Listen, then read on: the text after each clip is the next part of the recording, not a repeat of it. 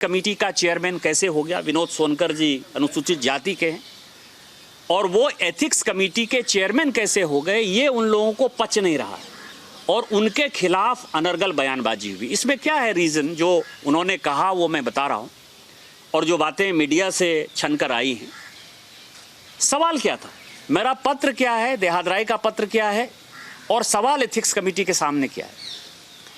सबसे पहला सवाल ये है कि हम मेंबर ऑफ पार्लियामेंट है, अभी जहां मैं प्रेस को संबोधित कर रहा हूं, ये घर मेरा नहीं है।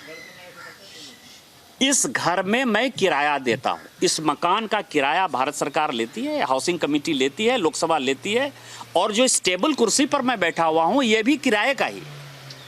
जिस दिन मैं यहां सांसद नहीं रहूंगा या जिस दिन ये मकान का अलॉटमेंट मेरा चेंज हो जाएगा, उस दिन ये जितने मकान है, जितने आपको चीज़ें लगी हुई हैं, ये सब भारत सरकार का है।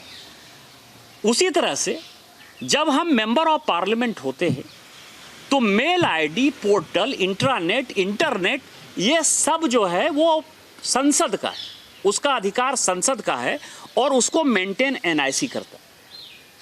वो संपत्ति उनकी है, वो मालिक वो है। 2014 से इस देश में ईमेल की पॉलिसी है, 2014 से इस देश में पासवर्ड की पॉलिसी है। ईमेल और पासवर्ड की पॉलिसी यदि 2014 से पूरे देश भर में है, एनआईसी की ये पॉलिसी है, भारत सरकार की ये पॉलिसी है या किसी भी ऑर्गेनाइजेशन की पॉलिसी है, यदि उसको किसी संबंधित सांसद ने नहीं पढ़ा तो इसका मतलब उसका गुनाह तो कम नहीं हो गया ना। इसमें प्रश्न ये था कि वो ईमेल आईडी और पासवर्ड उन्होंने दुबई में अपने किसी बिजनेसमैन दोस्त को दिया। उन्होंने अपनी प्रेस कॉन्फ्रेंस में खुद ही इस चीज को स्वीकार कर लिया कि हाँ हमने दिया। फिर वो कह रही है कि ये कौन सी पॉलिसी है? तो मैंने आपको कहा कि 2014 की पॉलिसी है, जो ईमेल की पॉलिसी है, जो पासवर्ड की पॉलिसी है। तो एथिक्स कमेटी के सामने ये बड़ा सवाल था। दूसरा सवाल मैं आपको बताऊं और आपकी जानकारी बता दूं, जो प्रेस से मुझे पता चला है और जो महत्वपूर्ण है, जो बातें मैं कह रहा था कि जब कमेटी ऑफ एथिक्स ने भी एनआईसी से लॉगिन के बारे में पूछने का प्रयास किया, तो जो मेरी जानकारी है, जितनी प्रेस के माध्यम से जो मुझे पता चला है कि एनआईसी ने और मिनिस्ट्री ऑफ आईटी ने डाटा देने से एथिक्स कमेटी को मना कर दिया और यह कहा कि एथिक्स कमेटी पार्लियामेंट नहीं है, पार्लियामेंट इसका मालिक है, पार्लियामेंट यदि चाहेगा तो हम देंगे। एथिक्स कमेटी सेक्रेटरी जनरल के पास गई, लोकसभा अध्यक्ष के पास गई और उसके बाद जो है एनआईसी ने वो पूरा का पूरा डाटा कमेटी ऑफ एथिक्स को दिया, जो अखबार में छपा है। ये मेरी बात नहीं कहिएगा कि मैं कमेटी के बारे में कोई जानकारी है मुझे। अब आप समझिए, वो ये कह रहा है, जो जयनंत देहादराय ने आरोप लगाए, उसने ये आरोप लगाए कि बिजनेस राइवलरी में इस तरह के 61 प्रश्न में से 50 प्रश्न ऐसे पूछे गए जो कि दर्शन हीरानंदानी को मदद करते थे।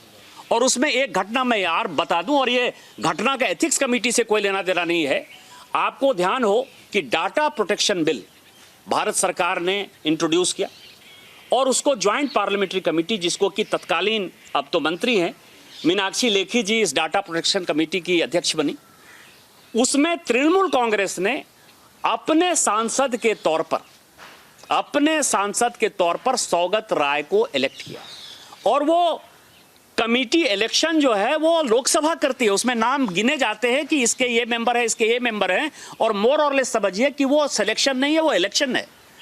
जिस सौगत राय का इलेक्शन हुआ 2 घंटे के अंदर, और जहां की पूरा का पूरा सबसे बड़ा डाटा सेंटर जो है दर्शन हीरानंदानी चलाता है नोएडा में, जिसके लिए कि राजीव चंद्रशेखर ने, आपको ध्यान हो कि ट्वीट भी किया कि मंत्री हो जब मैं था तो ये उस डाटा प्रोटेक्शन के लिए दबाव बनाने के लिए, पॉलिसी चेंज करने के लिए दर्शन हीरानंदानी मेरे पास मिलने के लिए आया, उसने दबाव बनाया। इस महिला ने इतना दबाव बनाया कि सौगत राय को 2 घंटे के अंदर उस डाटा प्रोटेक्शन कमेटी से, जो कि लोकसभा के द्वारा इलेक्टेड कमेटी थी, उससे इस्तीफा देना पड़ा। इससे बड़ा उदाहरण जो है और क्या हो सकता है? क्या आपका रीजन है कि सौगत राय इतने सीनियर हैं, उसको हटा के जो है आप मेंबर बनिए? इसका मतलब यह है कि दर्शन हीरानंदानी को आप मदद करना चाहते थे। उसी तरह से उसने कहा कि 61 में से हम सांसद हैं, हम पूछते हैं कि हमारे यहाँ रेल आया कि नहीं, रोड आया कि नहीं, हमारे यहाँ हॉस्पिटल आएगा कि नहीं, हमारे यहाँ स्कूल आएगा कि नहीं, हमारे यहाँ पानी आएगा कि नहीं। मैक्सिमम जो, यदि मैंने सवाल 400-500 पूछे होंगे तो मैं दावे के साथ कह सकता हूँ कि उसमें 99% सवाल जो है मेरे कॉन्स्टिट्यूएंसी के होंगे या मेरे राज्य के होंगे। सभी सांसद यही पूछते हैं। एक तो 61 क्वेश्चन पूछते हैं, उसमें से 50 क्वेश्चन आपके ऊपर आरोप था कि आपने दर्शन हीरानंदानी के बिजनेस को मदद करने के लिए दिया। अब जो रिपोर्ट आई है और जो मैंने कल से लेकर आज तक अखबारों में पढ़ा है, टेलीविजन में देखा है कि 47 बार वो क्वेश्चन दुबई से पूछे गए, दर्शन हीरानंदानी साहब के ऑफिस से पूछे गए।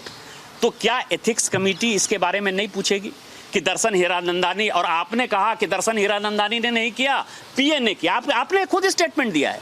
तो क्या एथिक्स कमेटी को यह पूछने का अधिकार नहीं है कि आपने किससे फोन से बात किया, किससे आपने ड्राफ्ट कराया, फोन नंबर क्या है, कॉल डिटेल क्या है?